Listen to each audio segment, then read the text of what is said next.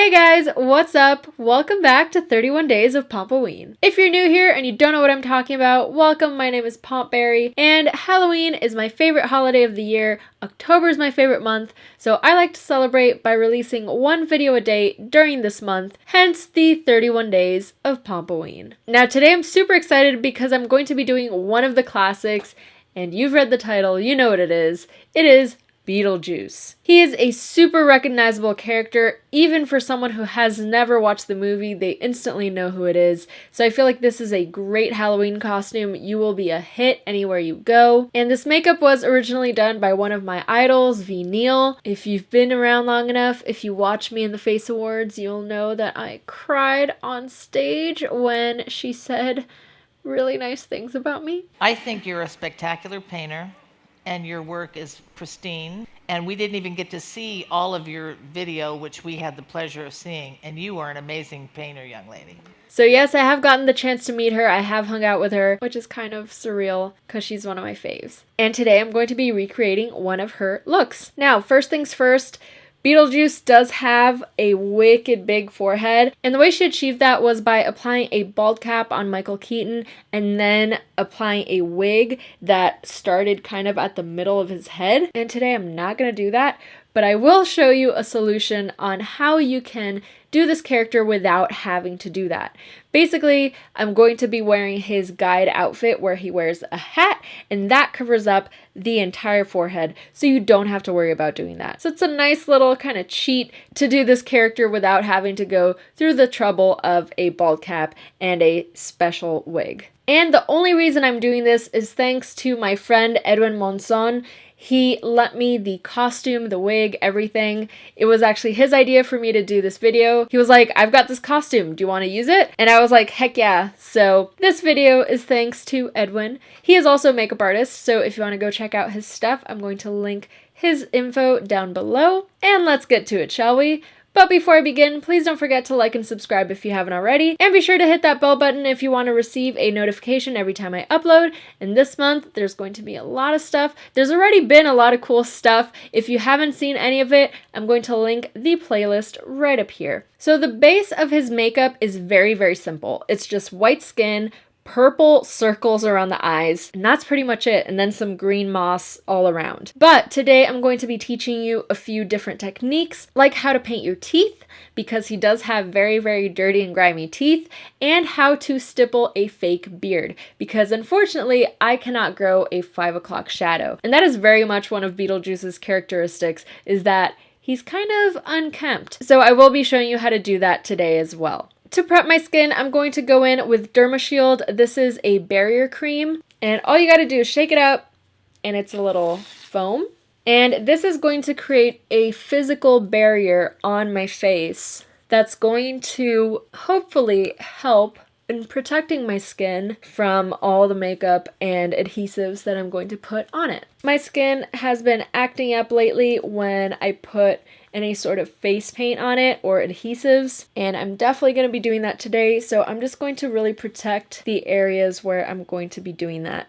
Mainly around the hairline. I'm going to be gluing down some moss, and there you go. For the white skin, I'm going to be using the Mayron Clown White Light. If you've watched my other videos, you'll know that this is my favorite thing for doing white skin, and I'm just using a beauty blender, but I'm not going to pack a whole ton on. I feel like he isn't stark white. I feel like he's like a muddy white, if that makes sense. So I'm not going to lay it on super thick because I feel like he doesn't have like a white mask. If you compare him, for example, to Tim Burton's Mad Hatter, Johnny Depp did have a very stark white face. I feel like Beetlejuice is white, but you still see a little tiny bit of skin poking through. And so I'm just building this up slowly. I just want to make sure that it's really even. Make sure I get every little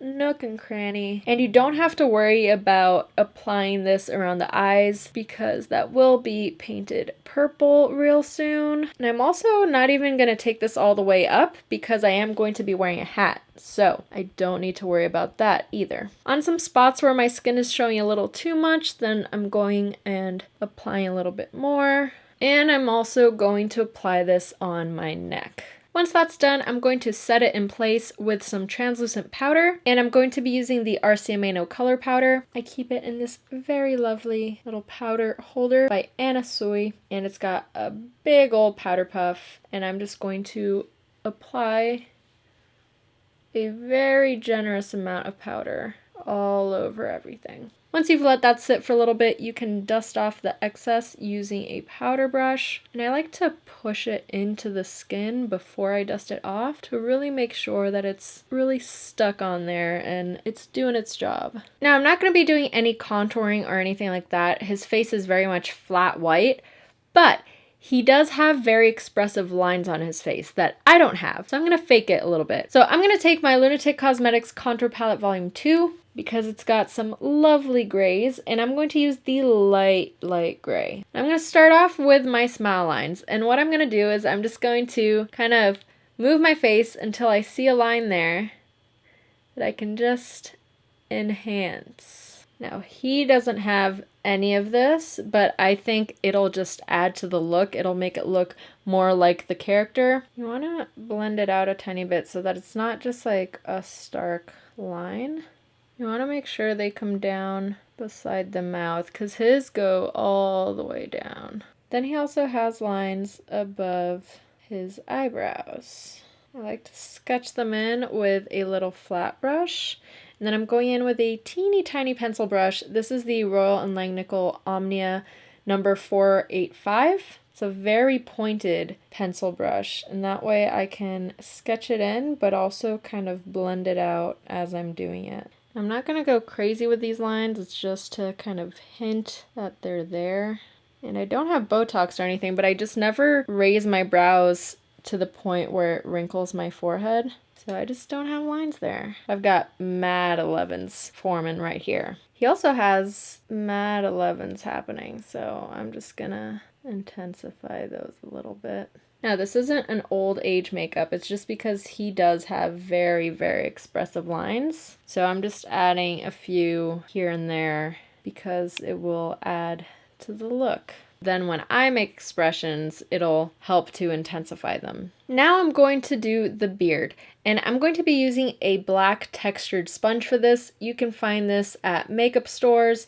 This is usually in the special effects department. These are used a lot to make like scrape effects. The texture on these is really, really unique, but I'm going to be using this to stipple on a little 5 o'clock shadow. What I'm going to be using is some alcohol activated paints. Now these are special effects makeup paints, and I'm going to be using the color that is actually called Beard Stipple. This is the color that's meant for stippling in fake beards.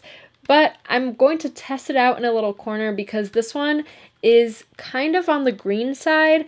And the reason for that is if you look at someone's 5 o'clock shadow, it's not like black or gray. It's hair that's almost peeking through the skin, so there's like a bluish greenish tint to it, and that's what this color simulates. But this color works when applying it to skin, not to plain white. So I'm going to test to see if it works. If not, I might switch over to a gray or something like that. So to activate it, you need alcohol, and I'm just spraying it in, and then I'm taking my little sponge and then just dabbing it into the product. And the way these paints work is kind of how you would use watercolors, the way that you would put water in and mix it up, and that would activate a watercolor. This is the same thing, but you use alcohol instead. And then I'm just testing it on the back of my hand to make sure I didn't grab too much paint, because you can't really tell with a sponge like this. And I'm going to test it over here and see if that reads a little too green. And obviously I don't want lines of stipple. I don't want to use this edge. What I typically do is I just fold this in the middle, and then I use that kind of curved edge. And I don't want this to read green because he's already gonna have the moss on him. So it would be, I feel like, too much green going on. But let's see. Might do just one quick layer of this and then switch over to like a gray because his 5 o'clock shadow does read more gray because of the white paint over it. And you don't want to get too much alcohol on it, otherwise it's going to spread out like that. And you don't want it to spread. You don't want that. You don't want the paint just like spreading. So that means there's too much alcohol or too much activator on there. So you want it to be drier so that you can actually create those like spots. And I'm trying to be careful with my application. I only want it to go where, you know, he has a 5 o'clock shadow. This is very amusing to me. You can see that it is reading really green, like really, really green over the white, but I'm just going to finish that layer on my neck. And then I'm going in with a different alcohol paint. This is from the Blood and Grime palette from Real Creations, and I'm using the gray shadow color. Probably should have just stuck to this one from the start, but I wanted to give Beard Stipple a shot. You don't want to go super, super heavy or intense. And if you do, you can always take your sponge with a white and then just lightly dab on top of it. You shouldn't because you already powdered your face down and you shouldn't put cream on top of powder, but sometimes it'll just help to tone things down a little bit. You want to make sure you do it all on the neck as well. He really hasn't shaved anything. It's just growing freely. I've got a little heavy-handed with the Beard Stipple, but it's fine. I'm gonna add moss to it, so it's gonna like cover some of it up. It'll be fine. And if I need to adjust it, I'll do that at the end. I feel like the beard is a step that a lot of people skip when doing this costume, and I feel like it is essential for Beetlejuice because when you look at him, the beard helps to give a certain vibe, if you know what I'm saying. Now I'm going to move on to the eyes. They're going to be maybe the easiest eyes you've ever seen on this channel. But first, I'm going to apply a little brow gel because my brows are bleached. So I'm just going in with the Milk Makeup Kush Brow Gel in the color Grind. And this is their darkest one, I believe. He's got pretty dark brows, so I'm just gonna comb that through, kind of spiking my brows upwards. I'm also kind of touching it to my skin so that I can kind of draw in a brow while I'm at it, since I don't have one. I'm gonna let that dry before I decide what to do with them. And I'm going to take my Ben Nye Ultimate Effects palette. This is a grease paint palette, and I'm going to take the shade Purple, which is this one right here. I'm taking that on a flat synthetic brush and I'm just going to paint that all around my eyes. And I feel like the purple around his eyes are almost like a bruise purple. It's a pretty dark purple, but it's got a little bit of like dark red to it. It's not a super cool toned purple, and it goes all the way to the brows. And the brows kind of become part of it as well. I don't know if bushing out my brows was the best idea, but we're gonna run with it. And it goes under, and I couldn't tell if there was anything in the waterline. Most actors don't like getting anything in their waterline, so I kind of have a feeling that there isn't anything. It just kind of looks dark once you put the purple around it, so I don't think I'm gonna do anything to the actual waterline. And the circle has a pretty crisp edge. There's no blending going on here. Do want to get the shape right. Seems like it's more of an oval rather than a circle. And once that's done, I'm just going to fill in my brow using a brow marker. Just trying to get the shape right. Then I'm going to make sure that there are no creases. And this has surprisingly not creased. Usually things crease super fast on my eyes. And I'm going to take my translucent powder on a big ol' fluffy eye brush and just powder it down. Because again, you don't want any of this to move. The only way to make sure that that happens is by setting it with powder.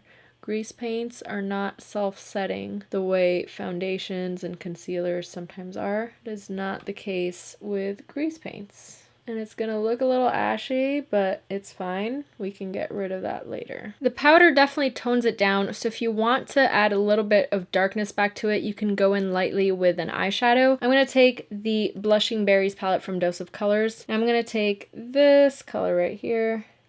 And this might be a little dark, but I'm just going to dust that all over. You can see this adds a little bit of oomph back to the color, but you want to be careful not to get it around the edges because you don't want a soft edge. That definitely brings back that color. And this is actually a perfect match, it seems, to the original color that he's got around his eyes. You can even take a smaller, kind of flatter brush so that you can be more precise around the edges and be more careful. Now for the moss, I actually bought some moss from Michael's. I don't know if this is fake or real moss. I'm still not quite sure, but anyway, got a little bag of moss. But before I glue that on, I'm going to take some face paint and I'm going to kind of map out where I'm going to be gluing the moss. So I'm taking the Makeup Forever color cream in the color M302. This is kind of like the perfect shade for the moss because his moss isn't super realistic. It is kind of a bit of a vibrant green, and I feel like this is a nice medium. It's not too vibrant and it's not too muted. So this is a water-based cream. I'm just going to take some on the back of my hand, and I'm going to take a little fluffy brush, and I'm going to wet my brush just in some plain water to dilute this paint a little bit. So I don't want it to be completely opaque.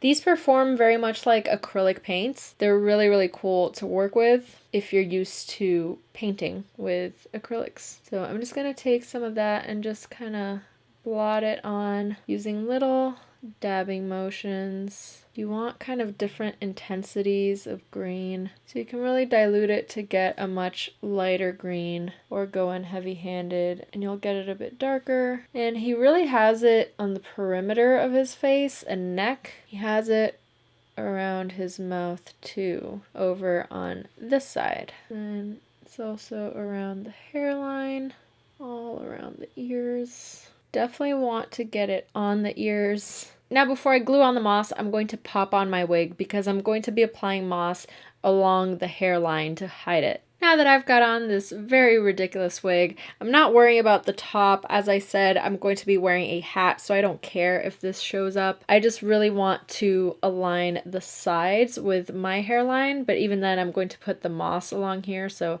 doesn't really matter either. Just want it to sit kind of just comfortably on my head. So for the moss, I'm going to be using Pros-Aid, which is a prosthetic adhesive. It is a water-based adhesive. You can feel free to use something like Spirit Gum, which is easily available in a lot of costume shops.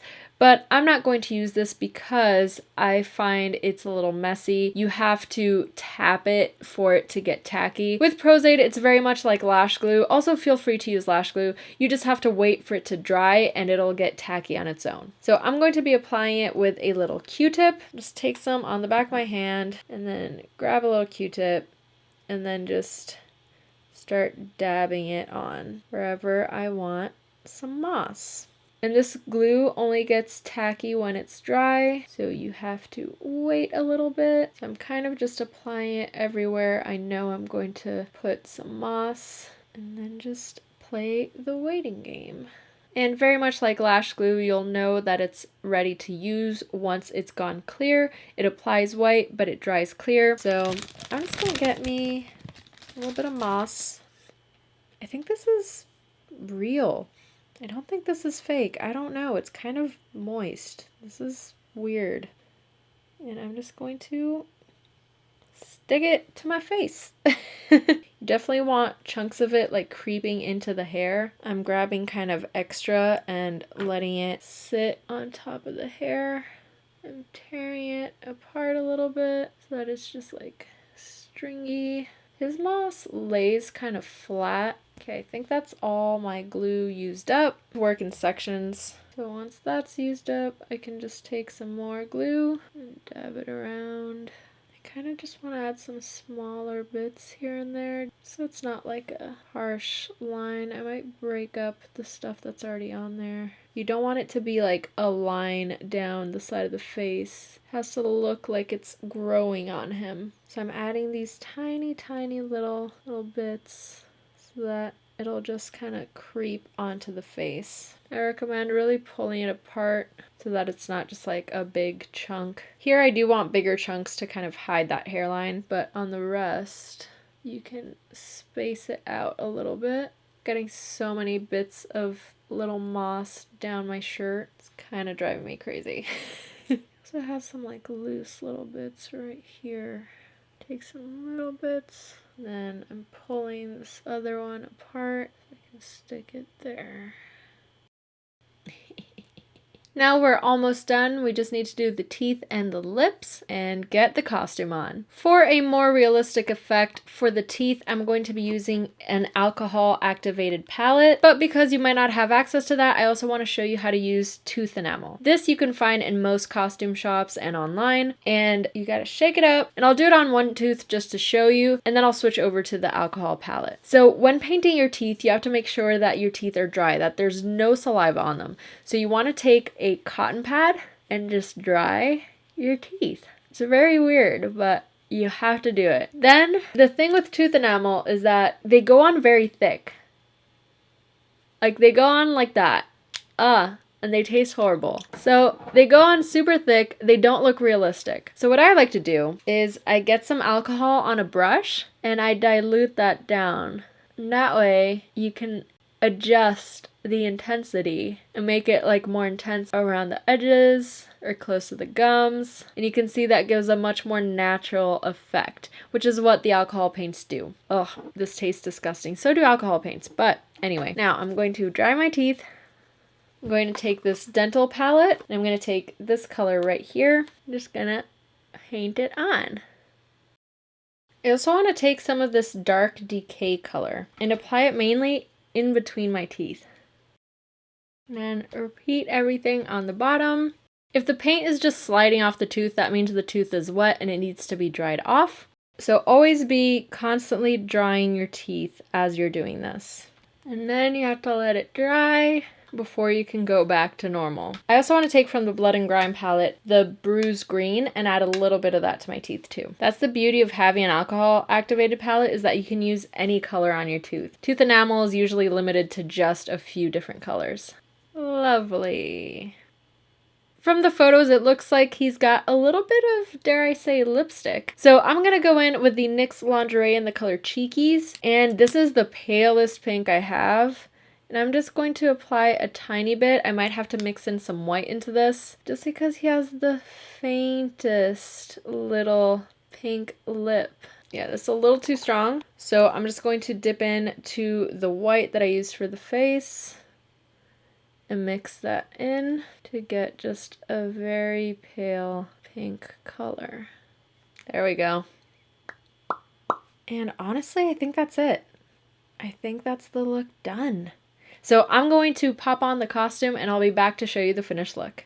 And this is the finished look. As I mentioned before, this hat hides the hairline, so you don't have to worry about anything that's going on from here up. And oh my god, this is crazy. Like, I don't know why I've never done a Beetlejuice look before, honestly. And I feel like I should do more Tim Burton characters because they're awesome. I mean, to be fair, I did do my Nightmare Before Christmas series last year, but I need to do more. I'm really digging this little hat. Props to Edwin for making this costume. He even did the pattern on the shirt and everything. Like, this is dope. So, yeah. This is a really, really easy makeup to do, and you can keep it as simple as you want. You can just do the white face and the purple circles and that's it, or you can take it the extra mile and do the little beard stipple, glue on some moss, paint in your teeth, but it's all optional. But I think it's those little details that really make a character come to life. I cannot keep a straight face while looking at myself in the mirror like this. Like, this is crazy. But I hope you guys enjoyed today's video. I hope you learned a few little tricks. Thank you so much for watching. Thank you so much to all my patrons who support me and who made Pomp-o-Ween possible. And don't forget to tune in tomorrow for another Halloween tutorial. I'll see you then. Bye.